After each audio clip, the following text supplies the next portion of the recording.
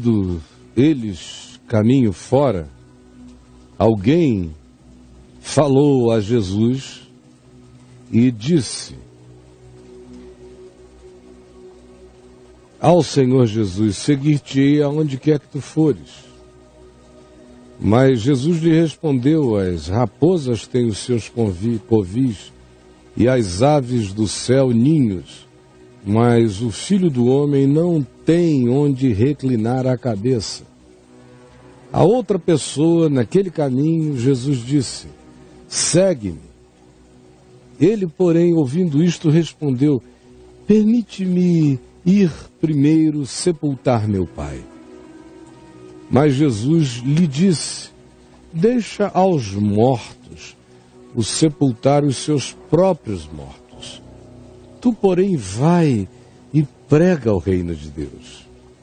Outro, que o viu passar, lhe disse: mestre, seguir-te-ei, mas deixa-me ir primeiro me despedir dos de casa.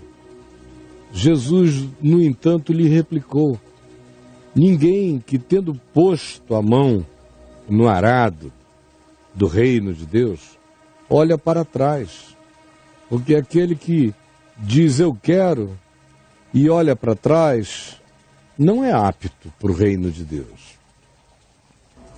Ora, a gente tem aqui 3 encontros de Jesus no caminho, na jornada, na viagem. O primeiro encontro é com esse tipo de alma humana que pretende sempre impressionar com superlativos. São indivíduos que têm uma propensão enorme ao exagero em todos os níveis, e são indivíduos com uma grande tendência a desejarem se justificar por méritos próprios, por justiça própria, por esforço próprio, por heroísmo, por martírio, por sacrifícios, por penitências, por submissões a grandes dificuldades. Esses indivíduos existem em abundância. E enquanto são assim, não vão de fato poder ser discípulos de Jesus, porque é condição sine qua non para ser discípulo de Jesus o reconhecimento da minha extrema fragilidade e fraqueza para bancar qualquer coisa, especialmente de certos níveis para frente, na demanda que é feita pela minha própria consciência acerca do bem que eu devo praticar. Nenhum de nós consegue tal coisa alcançar e permanecer em tal estado. A gente dá pequenas entradas e saídas nisso e vive em parte, sempre em parte, como diz Paulo. Tudo em parte. Eu conheço em parte, profetizo em parte, entendo em parte. Eu sou relativo. No entanto, na minha relatividade, eu sou chamado a ser íntegro. E na minha integridade, uma das primeiras consciências que eu tenho que ter é sobre o significado da minha limitação. Mas esse primeiro indivíduo chega com essa compulsão de exagero somado às vontades automeritórias da autojustificação. Chega com esse afã, com essa presunção de automessiado, fanatizado, que quer ser mais discípulo do mestre do que o mestre é mestre no que ensina. E diz: seguir-te-ei para onde quer que fores. Ele não sabe a loucura que estava dizendo. Se ele soubesse aonde Jesus iria, onde entraria, em que infernos penetraria, em caminhos onde eu não poderia entrar, E ele entrou em todos os lugares que eu deveria provar, conhecer, incluindo os infernos em todas as suas camadas e categorias. E ele entrou. Aí chega alguém e diz a ele, que é aquele que vai penetrar tudo para poder nos salvar de tudo, e diz: seguir-te-ei para onde quer que tu fores.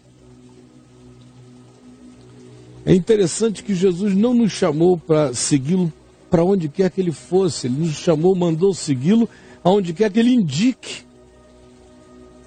E o Evangelho não é um convite para que eu entre nos infernos que só Jesus podia entrar por mim, mas é um convite para que eu o siga no plano do Evangelho, que é o que evita que eu entre em alguns lugares aonde o Senhor não quer que eu entre, nem que eu prove, nem que eu conheça, porque são veredas que ele teve que fazer sozinho. Mas eu, às vezes, na minha pressuposição enganada, ou na minha vaidade, ou na minha autoexaltação, ou na minha imaturidade, que me fanatiza, eu faço promessas a Deus que eu não posso cumprir. E depois sofro porque não cumpri e me sinto endividado comigo mesmo e vou ficando neurótico sem cura. Aí Jesus olha para esse homem que promete o que não pode alcançar e diz: olha só, meu filho, as aves, as raposas têm os seus covis e as aves do céu têm ninhos, mas o filho do homem não tem onde reclinar a cabeça. A viagem comigo não é apenas a alegria de me ouvir, é também o silêncio de não me ouvir. A viagem comigo não é apenas o conforto de me entender, é também o desconforto de não me compreender. A viagem comigo não é só a certeza de como proceder, ela também tem o questionamento de por que assim proceder e me chama a entender o meu próprio procedimento.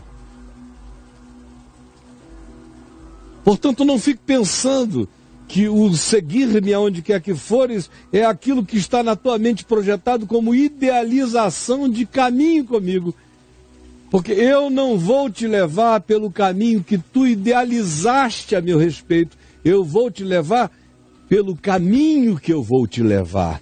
E não é o da tua projeção. Nenhum de nós sabe nada, até que a gente começa apenas a obedecer. A outro, na mesma jornada, na mesma viagem, Jesus disse, ao olhar para ele: segue-me. Alguma coisa fez Jesus olhar para o indivíduo e dizer: vem. Todo pronto, todos os recursos humanos, ou todas as predisposições humanas, ou todas as boas propensões, Jesus olha para o homem e diz: segue-me. Ele, porém, respondeu a Jesus: permite-me ir primeiro sepultar meu pai. Senhor, eu vou, mas a minha prioridade agora é cuidar do meu pai. Eu tenho coisas a cuidar. Permite-me primeiro sepultar meu pai significa: permite-me esperar o meu pai morrer. Ele está idoso. Depois que eu ficar livre do meu pai, que eu sepultar, eu vou te seguir. Mas Jesus insistiu com ele. E disse: deixa aos mortos o sepultar os seus próprios mortos. Tu, porém, vai e prega o reino de Deus. São esses indivíduos que carregam dentro de si uma determinada carga de importâncias sacras, de importâncias religiosas prioritárias, como é aqui para um judeu essa ideia de só posso sair depois que eu sepultar meu pai, senão serei de grande responsabilidade. Enquanto Jesus mesmo tinha saído sem sepultar ninguém e nem ficou para sepultar sua mãe. Na realidade, Jesus não ficou para sepultar nada. E até ao único sepultamento ao qual ele é convidado a estar, ele chega com dias de atraso. É o de Lázaro. Porque o negócio de Jesus não é o de coveiro. E ele não atende às prioridades da sepultura. Ele nos chama para servir à vida. E não à expectativa da morte. De ninguém. Mas há pessoas que carregam esse valor sagrado dentro de si. Eu conheço gente que diz, literalmente já me disse, eu só vou poder professar a minha fé em Cristo depois que meu pai e minha mãe morrerem. Antes eu não posso. Eu tenho que ficar calado. Até a morte deles. Você sabe em que níveis o culto ao sagrado familiar, ao sagrado religioso, faz você ter que fazer gestões e gestões que protelam, colocam você na dimensão da procrastinação em relação ao chamado do reino agora, do reino hoje. E assim como naquela estrada que entre nós há muitos na mesma condição. A outro Jesus lhe disse, outro disse a Jesus, na realidade. Jesus continuou a viagem, chegou um outro e disse, seguir-te-ei, Senhor, seguir-te-ei, Senhor. Primeiro ele faz essa afirmação, seguir-te-ei, Senhor. Geralmente gente que fala muito não faz nada. E todos os que andaram com Jesus, Jesus chamou e eles atenderam. Não há ninguém chegando dizendo, mestre, eu creio que eu posso te ser muito útil. Deixa eu ir com você. Um cara que chegasse assim já era candidato a Judas Iscariotes. Mas chegam esses assim, afirmadores, seguir-te-ei, Senhor. Mas tem sempre uma adversativa na vida desses caras. Nunca nada é o que a gente pensa que é. Nunca. Esse pessoal chega aos borbotões e vai embora do mesmo jeito, eles não perseveram. Seguir-te-ei, Senhor. E quando eu era novinho, eu dizia, oba, agora cansado de guerra, eu digo, meu Deus, será que é só mais um daqueles muitos que chegam dizendo, seguir-te-ei, Senhor, fáceis-no declarar, mas tem sempre uma adversativa para contrariar. Mas deixa-me primeiro despedir-me dos de casa. Isso significa dizer, deixa-me primeiro reunir todo mundo para festejar. Despedir-me dos de casa, na linguagem antiga, era dar um banquete, era fazer uma grande festa. Ora, seguir a Jesus tem que ser a festa da vida. Mas a imaturidade sempre faz isso. Quer que o pretexto de seguir Jesus se transforme numa ocasião de folguedos. Aí o anúncio de que vai se seguir a Jesus é apenas um pretexto para a gente se reunir e não cair. Para a gente se ajuntar e nunca caminhar. Para a gente aceitar e nunca assumir. Para a gente declarar que segue e nunca ir. Só celebrar com os amigos que agora nós somos discípulos que não vão jamais.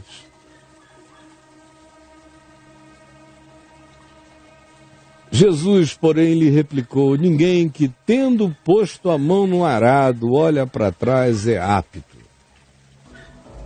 para o reino de Deus. Quem é você aqui? nessas descrições básicas, simples, de natureza fundamental. Quem é você? Jesus, eu peço e eu creio que o Espírito Santo está agora, neste instante, trazendo a revelação para cada um de quem cada um é. E eu creio no poder invencível do Evangelho. E que ele não voltará sem realizar aquilo a que tu enviaste. Por isso eu te imploro, abre a percepção e o entendimento, o coração de cada um, e concede a cada um a boa vontade de desejar entender, ver, compreender, agasalhar e obedecer. É o que eu te peço.